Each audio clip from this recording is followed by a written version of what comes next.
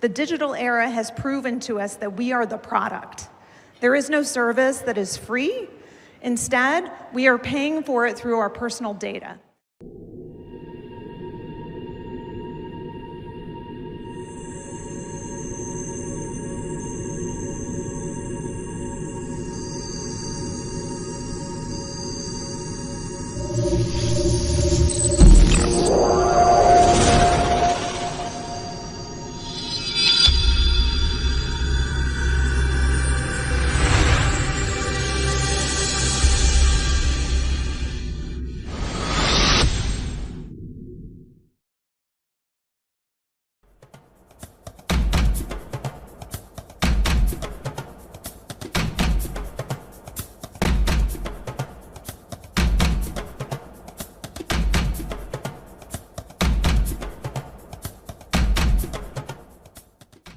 The technology that we just saw has been built on data that maps actual actions, things which are empirical. But there is another technology coming, which is not, again, in some far future. It's already here in our earpods and things that we wear, and this is neurotechnology. It is going to and is already picking up not our actions, not our external behavior, not anything that is mappable, but our thoughts. It's picking up on our brain signals even before you know it, on nascent thinking, on brain waves, on patterns, on signals, on everything that is completely liminal. And that data is going to be used, of course, for our personal good always, but also by governments, by corporates, and by technology. So when AI and a robot like Sophia can have access not just to our choices and our external actions, but even to your thoughts, you can begin to imagine how this technology is going to grow exponentially.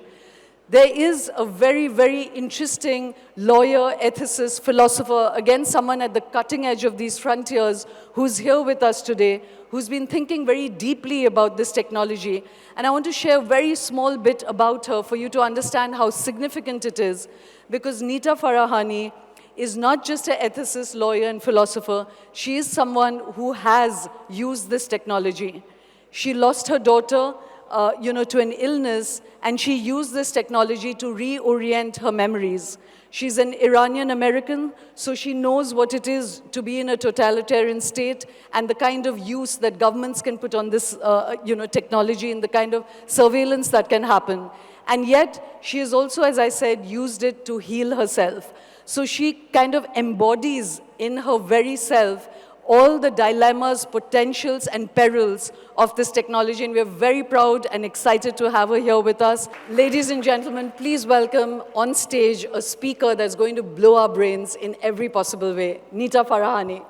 As I briefly shared, Nita, that you yourself have actually operated on both ends of the spectrum, and this is a very painful, story, but you lost your daughter and you were suffering from post-traumatic stress disorder. And it's a question I was asking all the directors, that if you had the option, would you do it? And you did do it. You turned to neurotechnology to reorient your memories and get, as much as it is possible to blunt a child's, loss. You submitted yourself to that. So talk to us about that experience. Yeah, it's a great question, and a good and controversial one to start with as well. So my second child, Callista, she fell ill with RSV when she was 4 months old. Perfectly healthy child, suddenly was in the hospital, unable to breathe. And she spent 10 weeks there, and those 10 weeks were harrowing.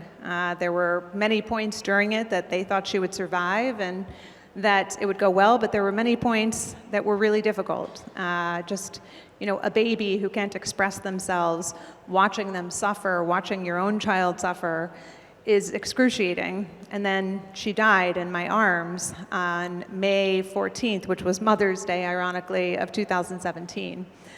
And in the weeks, which then stretched into years that followed, I literally couldn't sleep. I would close my eyes and I would re-experience and relive so many of the worst moments of being in the hospital. And it was rarely about the moment she died. It was about her suffering and screaming and crying and these things that had just been so awful to watch. And I tried traditional therapy. It didn't do anything. I tried antidepressants. It didn't do anything. I tried exposure therapy. It made it worse. And so I tried all of the traditional therapies. And then a very talented psychologist who I was working with said, what's happening every time you experience the memory is you're freezing up. You're unable to let the memory in, and it has a very strong hold on you. What if you could see that? Like, what if you could literally visualize what's happening, and then you could breathe through it and realize you can experience the memory without dying, basically. And so I used neurotechnology to be able to see basically myself seizing up, to see the fright that I was experiencing. And then because I had used it in the past for meditation, to be able to then modulate my brain activity down to essentially calm myself down. The visualization is what helped me do that. And by doing that repeatedly, and at this point it was kind of exposure that was tied together with the neurotechnology, I was able to finally get to the point where I could allow a memory to come, to experience it, and to not have the trauma. And I started to sleep again, which was good for me and definitely good for my husband. I was a much more pleasant person after that. and I'd say the memories have faded now, right? Not lost. I will never forget them, but they don't have the same emotional grip. And it turns out how strongly a memory is encoded, in part, is how strongly emotionally it's encoded. And for some people, they think that's the equivalent of erasing a memory, and they think it's wrong to do, and you should hold on to those memories. But there are times that I believe using technology to help you achieve a place where you're able to function and thrive is incredibly important, incredibly valuable to do. This is one of those examples. So just, just to probe that a little more, Nita, is that when you say that you could visualize what was happening to your brain when you were living through that experience again. It plays to what Adam was talking earlier about brain plasticity. I was reading in your book that it's also about, say, using that same pathway, and this will then move to what others could do to your brain about hacking your memories or manipulating your brains. What was that process? Like, was it just electric stimulations, or was it actually reusing that pathway for creating another experience? Adam has been talking about targeted experiences. Yeah. What really was done to you? So I didn't have the most cutting edge one that is available. I learned about it as I was writing my book, in fact, and I, in my book, say I wish I had had that one, because then it would have done something different. And what that does is it actually watches, using fMRI, your brain activity, like down to this is what's firing when you're experiencing the traumatic memory. And then people like, Adam are developing these games that allow you to then basically retrain those same pathways onto positive memories. And that could be like playing a basketball game. That essentially overwrites the memory. And so it's a different process. It's a faster process, and I think in many ways a less painful process than reliving what I did to get through it. What I was able to do was essentially use meditation techniques that I had already learned to visualize, like literally, just the way you saw my brain activity up there, have an interpretation of what that meant, and then be able to use neurofeedback, see it, and then be able to breathe through it, use meditative techniques myself to be able to lessen the pain of it. And so it didn't quite rewrite it. A different way of thinking about it is, if I had emotional pathways that were very strongly bound to the semantic pathways, the facts, it basically disaggregates those, it separates them. And so it weakens them and breaks those apart and enables me to experience the memory without that same emotional content attached to it. Nita, just listening to you, and I'm just thinking back over these last 2 days and then seeing Sophia, is to just, it's amazing science, it's amazing minds, but it's literally like the whole idea of being human is the machinery of being human is being taken apart by science. You know, it's like a car being taken apart and different bits of it can just be fixed in the garage and put together, not as you, but then as Sophia, you know. It's literally like taking away the entire, I mean, at one level, extending the mystery of being human, but also just the machinery of being human is completely getting mapped, you know, and this is the last frontier. I mean, that's the question, right? Is how legible will we become? And then what will we do with that? I was thinking about Sophia while she was up here. One of the things I write about in my book is the fact that increasingly, even the headsets I was talking about are being fed to machines. And in the workplace, they're creating these kind of adaptive workplaces. So imagine me working alongside Sophia, but Sophia gets my brain activity, finds out when I'm reaching a level of cognitive overload, and then slows down what she's giving to me in response to that. That's what a lot of companies are trying to work to, is to develop this human-machine interaction based on feeding and making us more legible to the machine so that the machines then are responsive to us. And I have qualms about it. I have some deep concerns about making us increasingly legible, especially as we increasingly then feed all of that data into machines that don't share our same empathy, that don't share our same experiences. What does that exactly mean? Where are the limits of humanity? And where are the ways in which we need to really worry about ultimately being puppets? So to your question of, yes, you can overwrite it, the more legible it is, the more possible it is to not just shape our behaviors through algorithms that we interact with online, but more directly do so in ways that we might not even perceive. Yeah, it's really like the Minority Report is like literally here, you know. So again, I just want to touch on one more positive aspect of this before diving into the dark waters, because like I was saying, it always comes garbed with the good, you know, and that's what makes it so hard to turn back the clock. And like I was trying to tell the directors, it's already here. So this is not some futuristic conversation going on, you know. So, but apart from your daughter, you also suffer from terrible migraines. Yes. And again, you've used neurotechnology to numb the migraines or to get over it. Yeah. Talk to us a little bit about that, and then we'll talk about the dark sides of this. I mean, that's probably how I got into this field to begin with, is I've had migraines as long as I can remember, probably from 5 years old. And so I've experimented with everything, every drug, every device that's possibly out there, trying to understand the brain and how to make it better. And there are a number of neurotechnology devices that I've used. One is, it turns out, I'm very bad at just meditating. But meditation actually can improve and decrease the number of migraines that I get. So I used neurofeedback to learn how to meditate, and to be able to do so, I can do so more effectively with the device. I also have a little unit that sits on my forehead.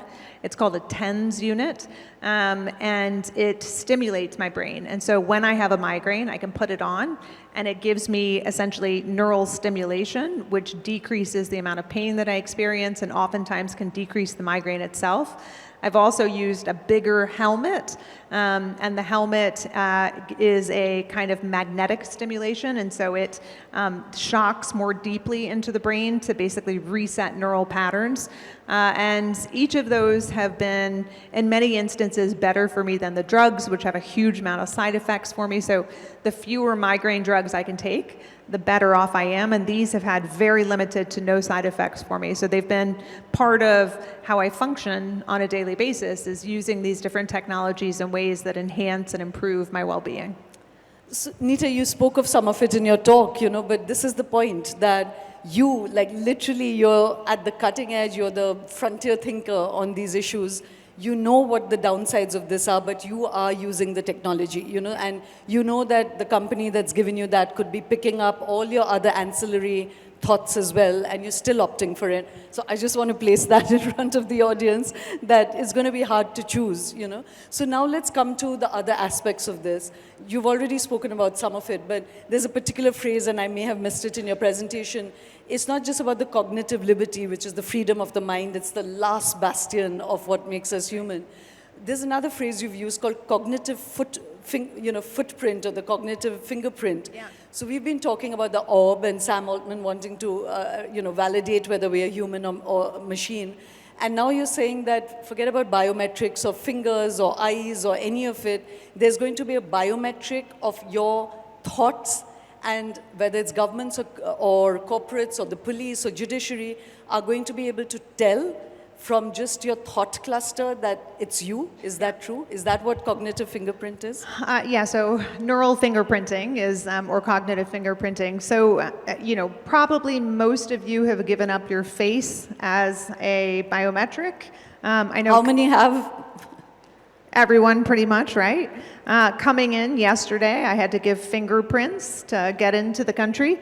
And so many of our biometrics have already been captured. In order to get on the plane, I had to stop multiple different times and show my face. Those are facial biometrics.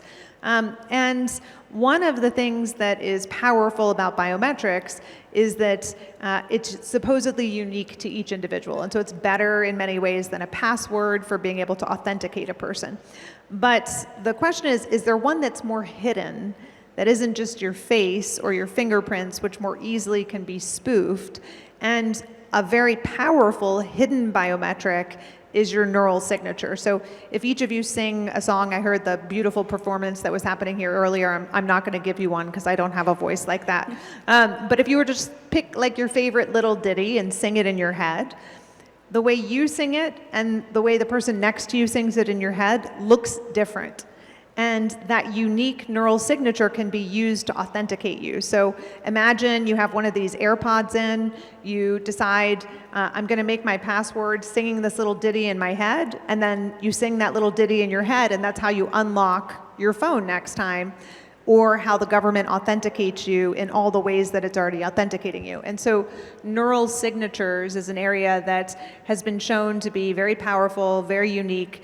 We haven't tried it on as many people as the number of like facial recognition authentication has happened, but I suspect that it will scale, and that's the question I think that scientists have today is, will it scale to the point that it's unique for every single person? That's insane. It's literally insane. So let's now look at the kind of first the commercial uses that can be put on this.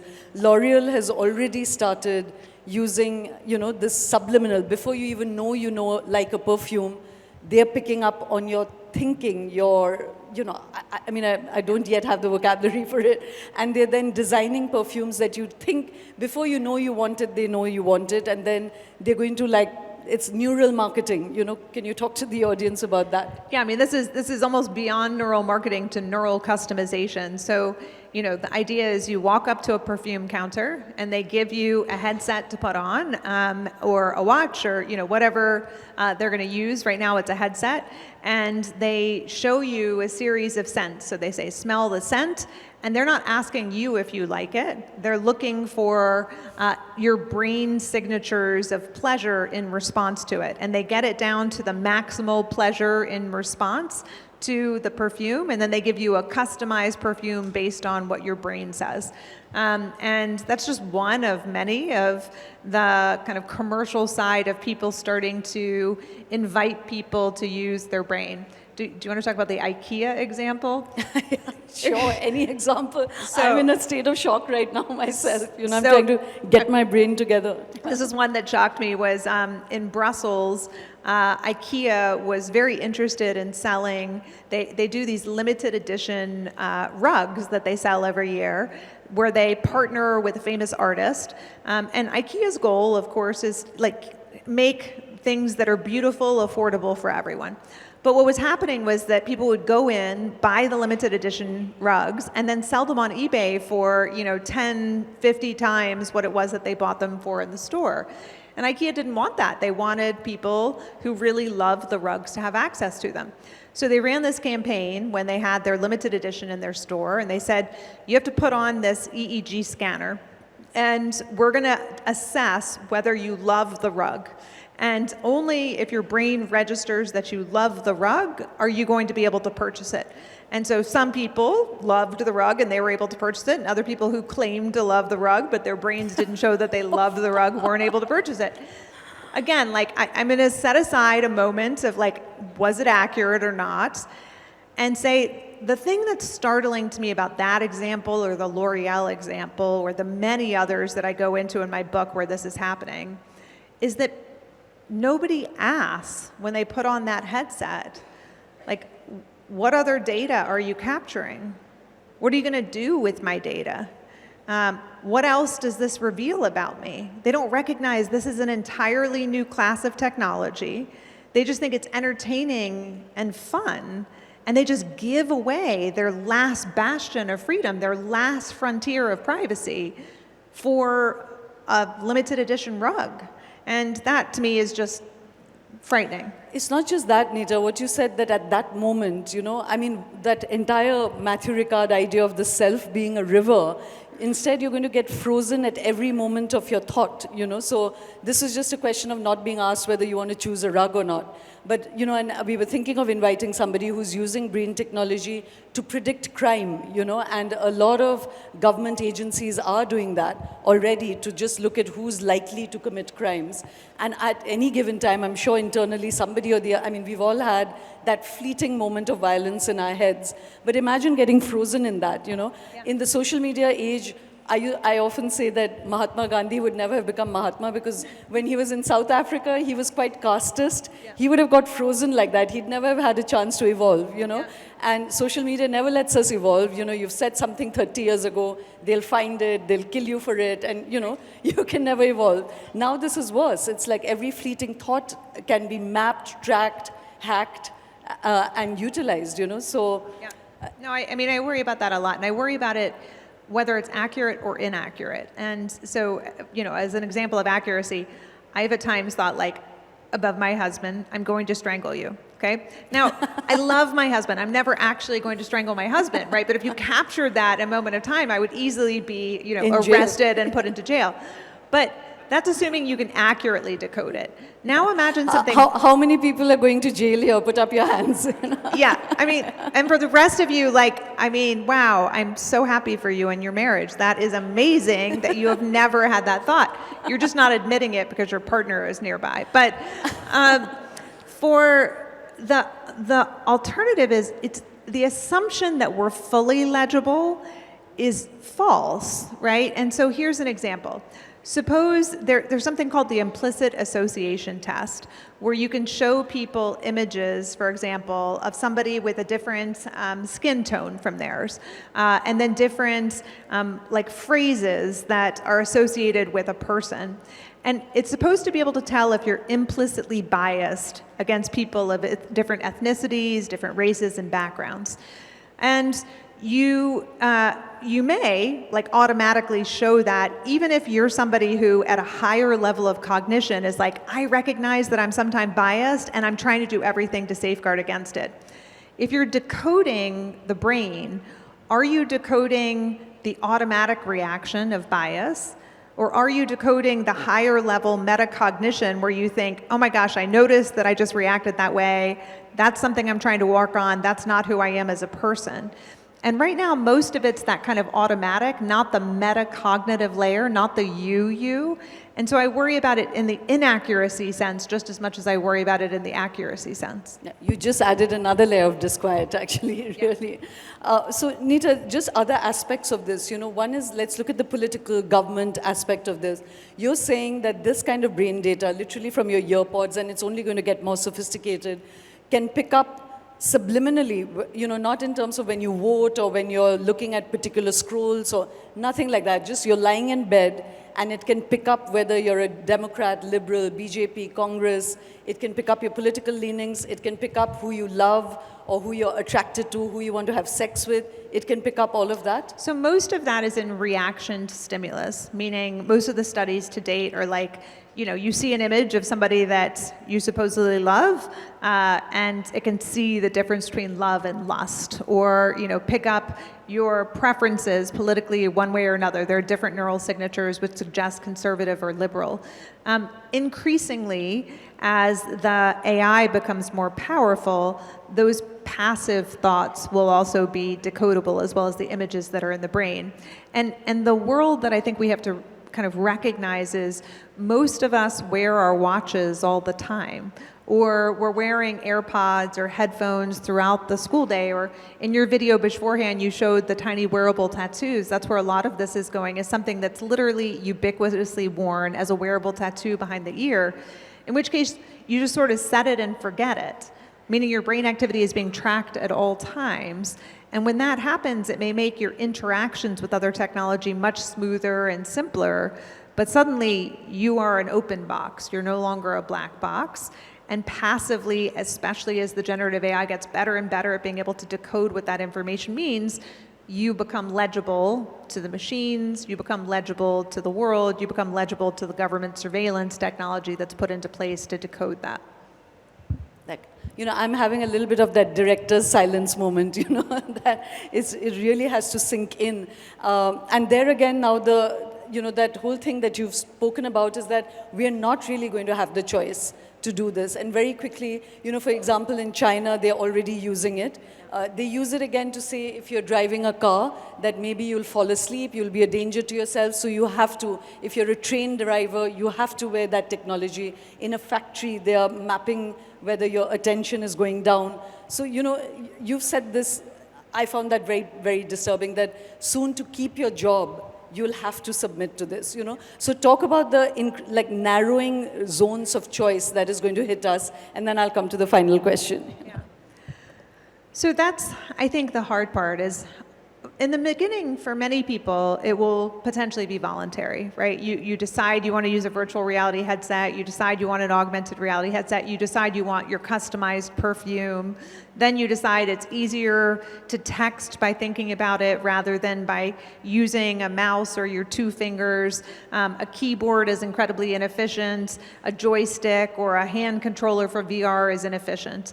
But then you get to the workplace, and the work-issued headphones and the work-issued earbuds that you're given have the brain-sensing technology that's already in it. And just like you have to track the amount of time that you're at work, so too do you have to have your attention logged throughout the day and your focus logged throughout the day. So-called bossware is across the world being implemented in computers, and whether that's in factory settings or white-collar settings, people are having their activities tracked on their computers.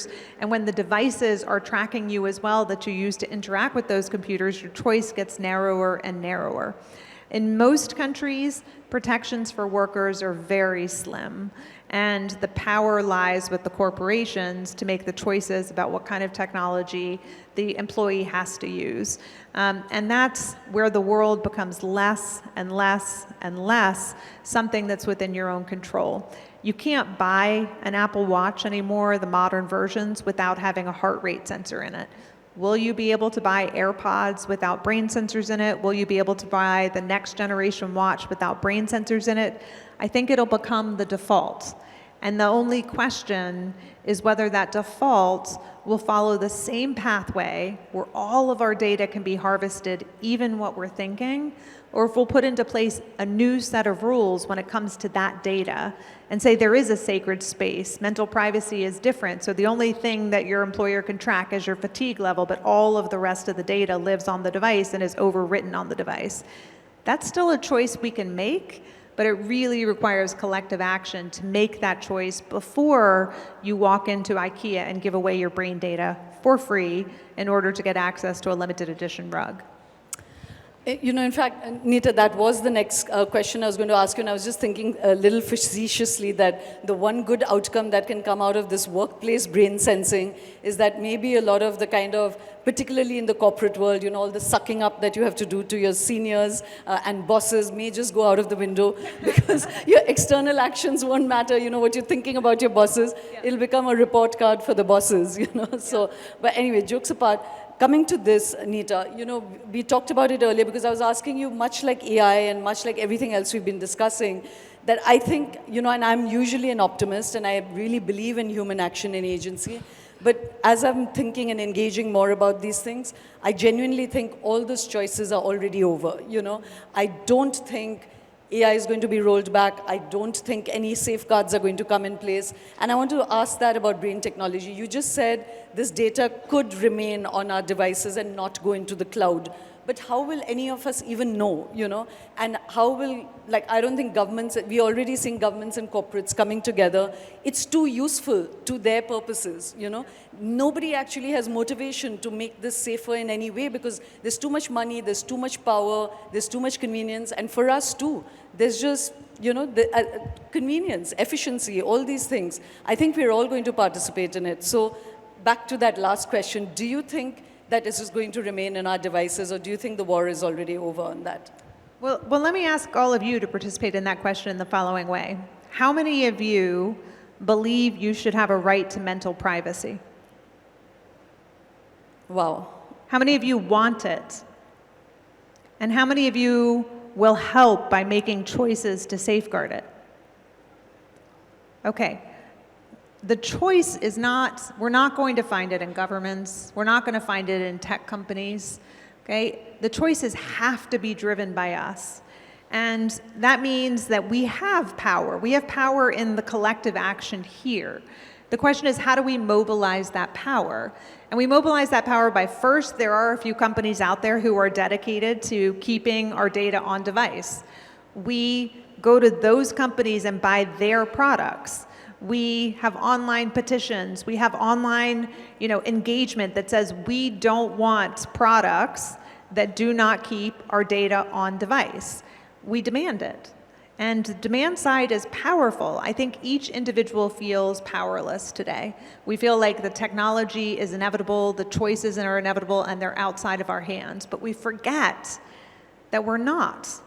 If we stand together, if we make choices that are better for collective human flourishing, we can align technology in ways that are better for human well-being, that ensure that we have a right to mental privacy. We can make those choices, but we have to act collectively to do so.